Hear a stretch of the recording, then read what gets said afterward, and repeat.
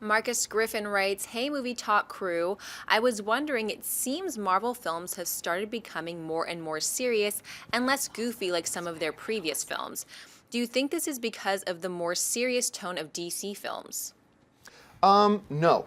No, I don't. I think, first of all, we haven't seen a darker tone in the Marvel films. Marvel has been extremely consistent and faithful to what their tone is. And there's some really, which is some really intense action with a lot of levity involved and all that kind of stuff.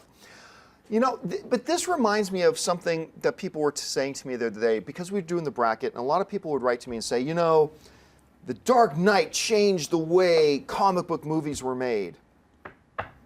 No, it didn't. The Dark Knight is awesome. They didn't change anything. I mean, if anything, really, if you want to talk about dark tones and more serious natures, my contention right now is that comic book movies today still look an awful lot like the original X-Men film. Because if you want to talk about darkness, okay, let's go way before Batman Begins to that original X-Men film.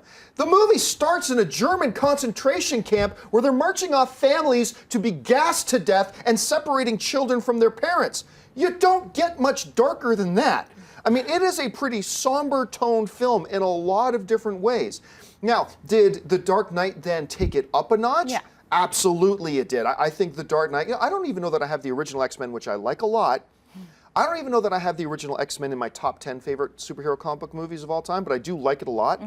And The Dark Knight is definitely a better movie than the original X-Men.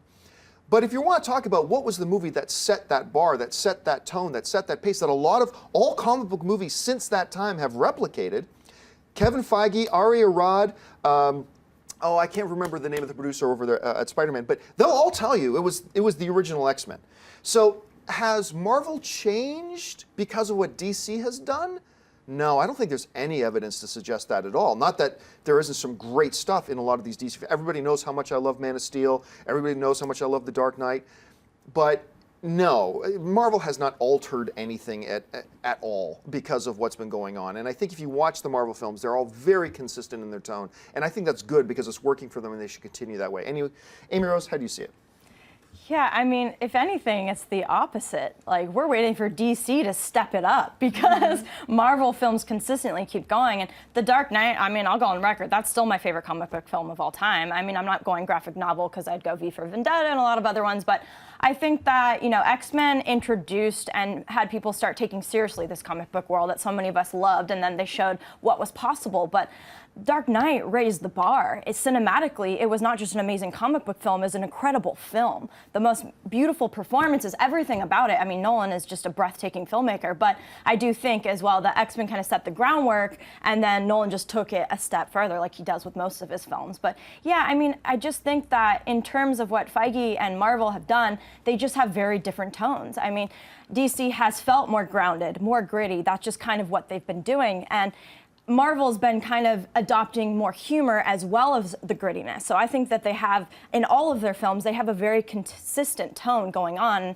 And some of the properties are a little darker, and some of them would be shown that way. But, I mean, even look at Thor. I mean, that could be a very far-fetched idea, but it still felt grounded in some aspects of it. So I think they have a really beautiful balance going on. And I'm excited for DC to continue, because now it looks like they do have groundwork happening. But no, I don't think Marvel is copying DC in any way. And Marvel's done a really good job of beating to their own drummer path.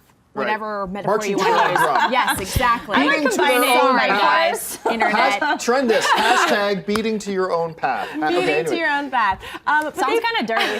Sorry, what that. A little filthy. Okay. That is exactly what they've been doing, though. They've really been able to stay true to what they've wanted to do, and they've been extremely consistent. Everything they've done is so planned out so far in advance that I don't think they're taking anyone into consideration other than their own commitment to their ideas and what they're going for. And I respect that. And they've kind of done their own thing when it comes to directors, casting, ideas, the properties that they're now introducing into phase 3. We're getting a little bit weird here, but I appreciate that because they are very committed to their vision, and I don't think it's influenced by DC or what anyone else is doing. And I think people miss this, that the DC comic book films and the Marvel comic book films actually do share a lot in common. But I would tell me what you think about this. If I were to say this distinction, that DC aims, and both are very enjoyable, what I'm about to say, but DC aims to be a little bit more dramatic. Marvel aims to be a little more entertaining. That feels like that's where their targets are. Definitely. So in trying to make a really enjoyable film, DC skews their aim a bit to be a bit more dramatic. Marvel skews their aim to be a bit more entertaining. But I think it's just, it's just a little bit. It's very distinctive, but I think you can see the identity completely. of both. And look at our bracket. I mean, we all knew it was going to be Avengers versus, Dark Knight in the first one. I mean, I'm not surprised about that. In terms But it hasn't yet. Not yet, but like mine, that's where mine ended up. I'll tell you right now, and I'm not surprised. But Avengers was more entertaining. I think you nailed it. And The Dark Knight was the better film. So I just think that. See, I think Avengers was a better film. Bring it, John. Avengers was the better film, but Avengers was a bit more entertaining. Yes. Dark Knight more dramatic. Gritty. Then it's dark, then you take those two. Then it's up to the individual about what your particular tastes are. What then makes the better individual. what makes the best overall film for you? For me, it was the Avengers. For you, it's the Dark Knight. For a lot of other people, it might be Iron Man. For a lot of other people, it might be the Amazing Spider-Man 2. Might be a little bit different. Anyway, sorry, lots of time on that question. If you like this video, be sure to give it a thumbs up and don't forget to subscribe to AMC Movie News on YouTube. It's free and a great way to stay updated with all the latest movie news and check out our daily show, AMC Movie Talk. Also, don't forget to check us out on Facebook and Twitter to stay in the loop for our special prizes, giveaways, and contests.